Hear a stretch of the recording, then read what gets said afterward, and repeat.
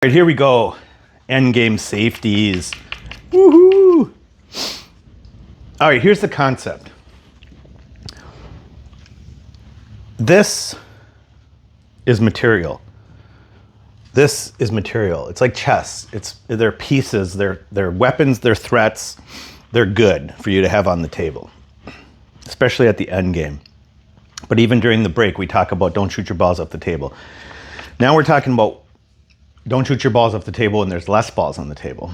There's opponent has stripes, you have solids, and it's just an end game scenario. This ball doesn't go, okay, the 7 ball doesn't go. Ball in hand can't make it.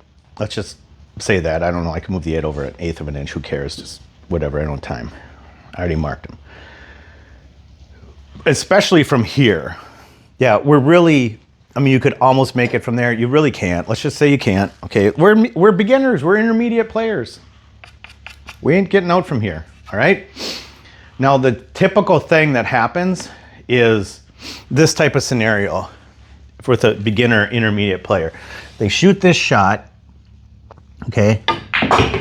And then they're going to play safe, right? And they're going to probably just think about, oh, I'm going to leave this close to the 8 to make it difficult. I'm just going to feather it like this and do that. Now their ball still doesn't go in either pocket.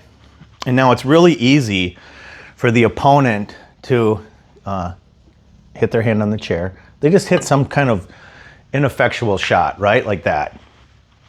That's fine. It's all in the middle of the table. So now we're in a war from distance and we got problems. Right? Because we end up playing this end game out back and forth and just sort of spanking the balls around. Well, and it kind of ends up in this random situation because when you're a beginner to intermediate, you don't really have the cue ball control to do real precise stuff, right? So instead of that outcome and that back and forth scenario, let's understand that we are at an advantage when we have balls on the table. And I'll show you why. Because if you're straight here, you don't want to shoot that in. You want to position this 7, not on this rail, but on this rail. And I'll explain why in a second. So when you come here, you don't shoot the 5 and you just push the 7, you position it over to that rail there. Okay, now, on this scenario, this guy cannot bank the ball in either pocket. He can't play safety. The only way he can play safety is if he gets the cue ball down here. And that's a really difficult safety to play for an intermediate player. It's just a very difficult safety. It's a very difficult safety to play for an advanced or like master level player. So now you're in this really like dominant position. These balls are threats. If he plays a shot, they them play a shot, you're in a threatened spot because you're right next to the 8 ball and you're on these side rails. Okay, well, if this ball was here and this ball was here, now you're not in a threatening position. Now he can flip it on you and hit a shot out into space, get the ball near a pocket. Let's say he even hit it like over to here-ish, right? Where it can be made from almost anywhere. Now you're in a really tough spot. You know, the only thing you have going for you is you have multiple balls. So you're still at sort of an advantage because you're blocking, but now you have to hit a ball without opening it up. And it's very difficult for like a beginner player to hit this type of shot where you're just going to roll down into the 5, leave them jacked up, and leave the 8 ball covered. Like that's a shot, like that's a nice safety.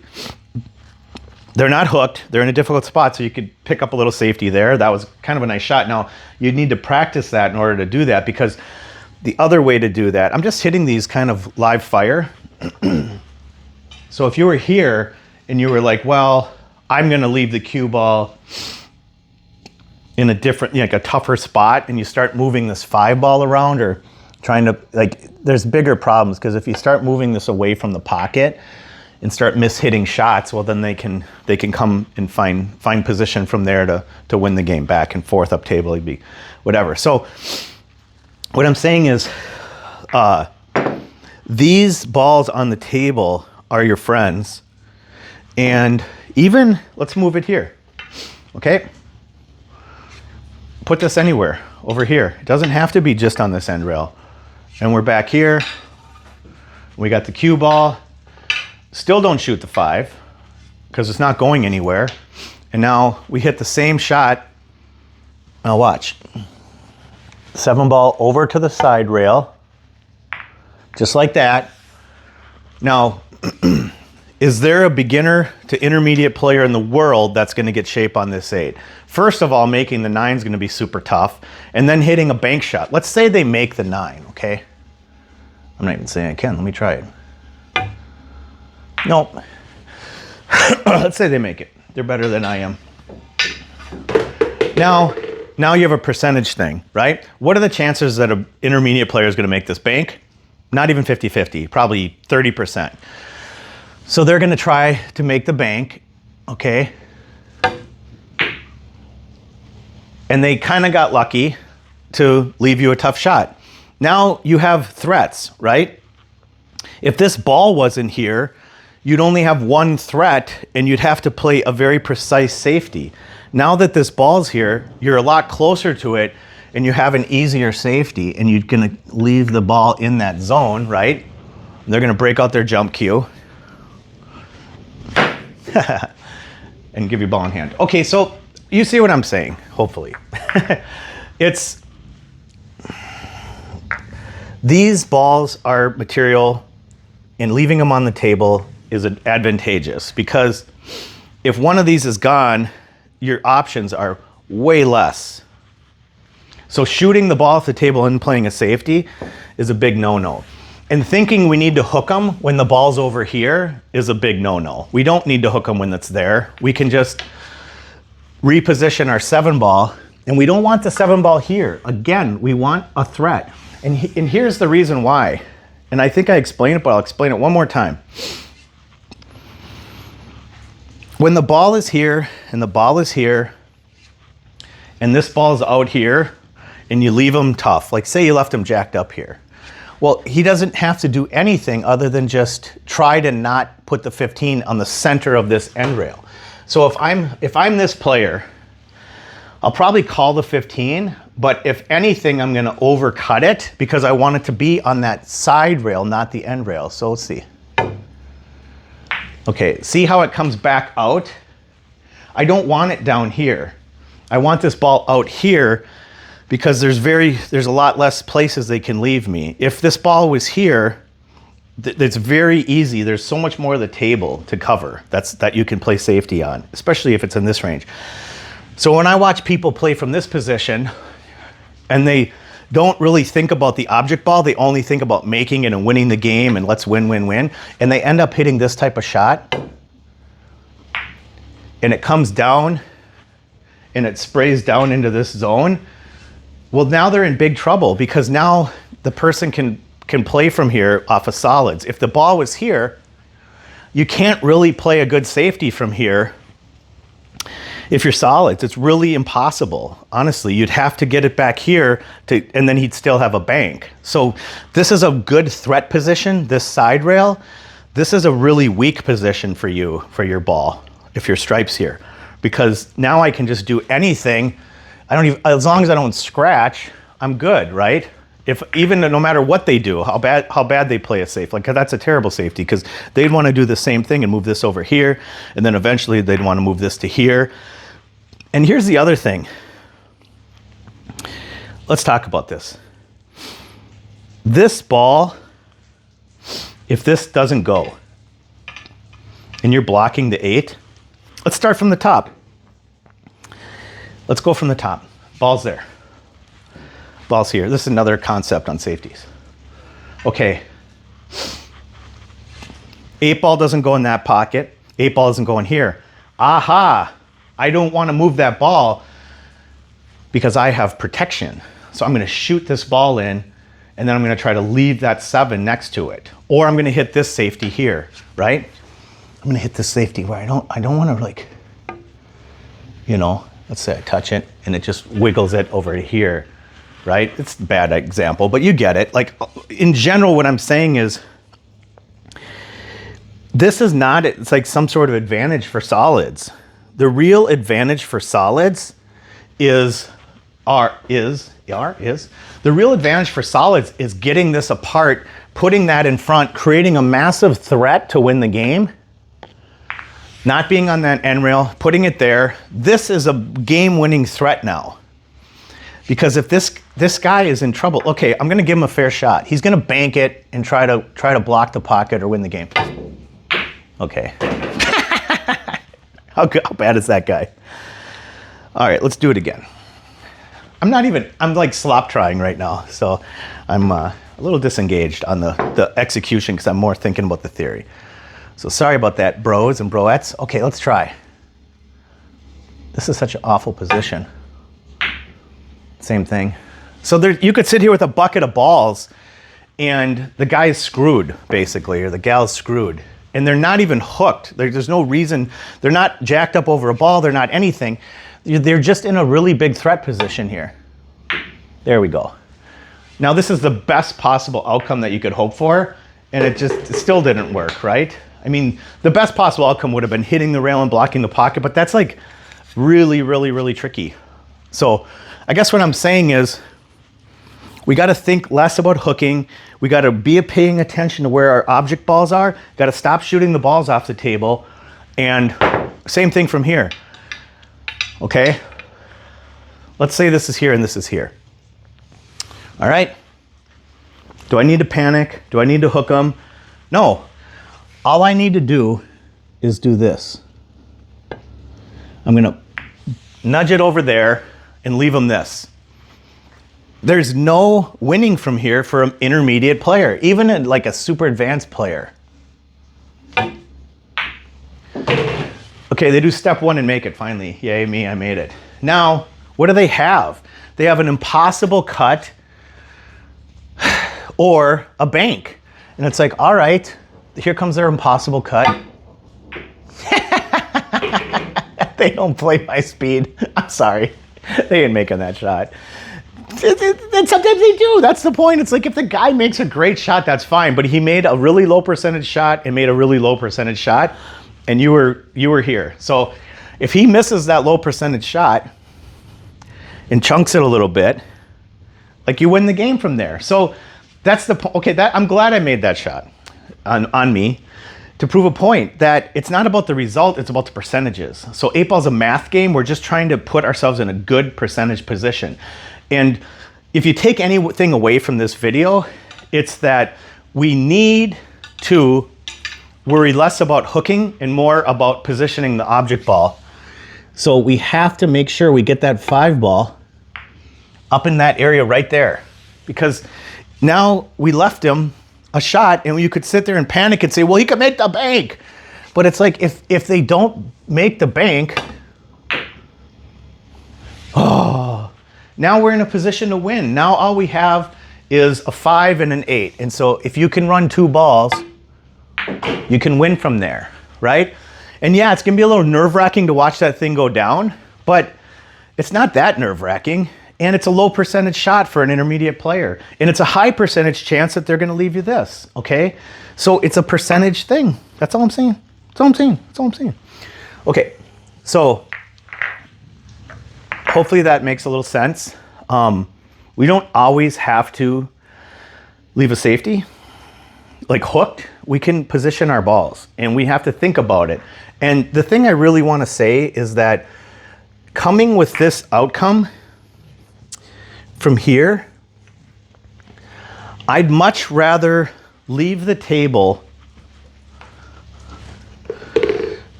Whatever, this doesn't, we don't want to shoot that in, it's straight, it's not going anywhere. I'd much rather leave the table with that 5 on the rail, on the side rail, in front of the pocket, like that, okay?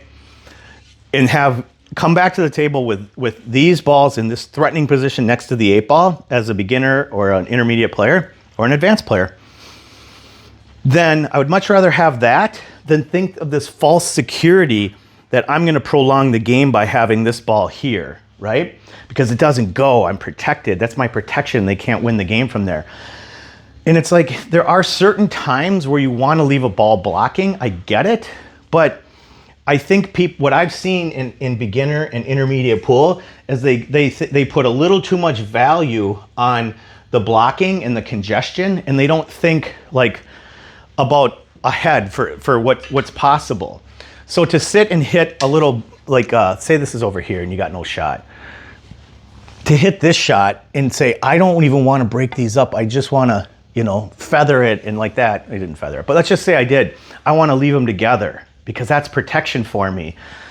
It really is, that's a very suboptimal play compared to being here and saying, okay, I need to create a threat and I need to have at least one of these balls on the side rail and create a threat, right? Now I'm in a big threat. If he doesn't do something or she doesn't do something spectacular, I can make either of these balls, make that and make the 8. This is a super threatening position. And so to sit and think like, I don't want the balls open because they can run out, they are not running out from here. And if they hit the miracle 1 out of 10, 1 out of 20, then just rack it up to like percentages, you know? It's a low percentage shot, they made it and something weird happened and whatever. But like, I'm comfortable. Like, I know that if I leave, if I can do this layout and I can just hand someone their cue and we can gamble from here, I'm gonna bust them. They're not, Stripes is not gonna win from here, right? Now, if we get rid of this ball, just as a recap, see how angry I am? Smash it in the hole. Now it's a toss up. Now we're gambling. Now I don't like it from here for solids because the Stripes has such a big area to leave. Like they have this whole like quadrant of the table they can work off of. So now all they have to do is hit the 15 and do something like this. And it's especially if they end up going like here with the ball, now they're in a massive advantage. Now you're losing again, right? And it's just what I'm saying is these positions are big, but if it ended up here, now we're in a war, right? Now I want to move that 4 closer to that side rail, and I would hit it like this and try to double kiss it over, or do something like that. And see, now the 15's in a big problem. They don't. If there's a huge quadrant that you can win from, everything above that line, there's like a pie piece right here, and you could even potentially bank and win. So it's like you really have to get into this little quadrant right here in order to like figure it out. So you're at a really like, this is good because now I can't leave the cue ball up on that 80. I only have like 10% of the table, 5% of the table to play to. So I'm like have to play all cue ball and like come down and try to come down into this quadrant. And see, even that's about pretty good. And now I'm still not at a huge advantage because I can bank it in and win from here, right? If I could hit it hard enough. But I like this. And that's another thing. It's a good speed for the pocket. Now Villain only has one pocket. It's over here in their intermediate. What are the chances they're gonna spear that ball in, follow it, come down and hit here? Not good. Now, if I would have blasted that ball and just been like, okay, I gotta hit it and make it, in panic, the game has to end, and that ball hit here and ended up back here. Now we're in that same position again, where now Villain doesn't even have to go for the run out. He could just position the 15, or he could get a free shot on the bank. So let's say he goes like this, okay? Now he's got a free shot on the bank because he's probably gonna bank it and let his cue ball come over here. Now that's a little bit hard. Let's say, yeah, he gets kind of a free bank. Now he's gotta make sure his cue ball gets over, but he's gotta hit it. And see if he hits it a little harder, his cue ball comes back into this zone. You know, he could also do a bank like this, where he was over here. Instead of doing that bank, he could do this bank and kind of control his cue ball and put that towards the front of the pocket and leave that out in space. And now you're in trouble. Like he's in trouble. The solids are in trouble. So that's the other thing, guys. When we're playing in these endgame scenarios, when we're on the 8 it's very advantageous for us to get as close to the hole as we can, even if we leave a bank shot. So when you're shooting a shot and you're in this scenario, for example, instead of just going for it like I did the first time and leaving the 4-ball, okay, because it looks like, well, it'll come around and whatever. Well, it doesn't come around. The actual shot is to leg it to this pocket and try to have it land in this zone, not over here. So the actual shot is, okay, I call the 8-ball and I'm gonna hit it and leg it like that. And that's perfect because that's a threat position. Because now what, okay, this guy's got a shot to bank. He's probably like, now it's a little easier, but he still might only be like 50-50 at best, right? And he hits and does that. I'm just missing on purpose. That one I missed on purpose. And then you win the game. So it's like positioning the balls and moving them into these zones that are really advantageous for you is something I wanted to talk to you guys about, and I wanted to go through. And we'll just keep running these safety videos, but I just wanted to give you guys the end game. So kind of like recap, you're at an advantage with more balls on the table than less. These side rails are threat positions. Keeping these balls tied up in this end game is not going to win you the game. It's going to make it worse, because if this ball goes away, then he hits a safety, right? And these balls are close together and they end up here. And then now it's like all he has to do is do this, right? And now you have to break those balls up anyways on your next shot. So you really didn't gain anything. And you're going to probably hit something like this. And that's a super bad position for that ball, because now we're on this end rail. So we look ahead like a couple moves and we say, like, I can watch a game, and if somebody did that scenario, I'd be like, this is going to be a bad outcome for them. They really need to get these apart, create threats, and do that way. Otherwise, they're going to end up in this position. Like when I'm watching people play, I'm like, yep, they're going to end up with their ball on the end rail, this ball here, this threat gone, because that's how people play, and they're going to be in a really tough spot. They're going to be in a dogfight.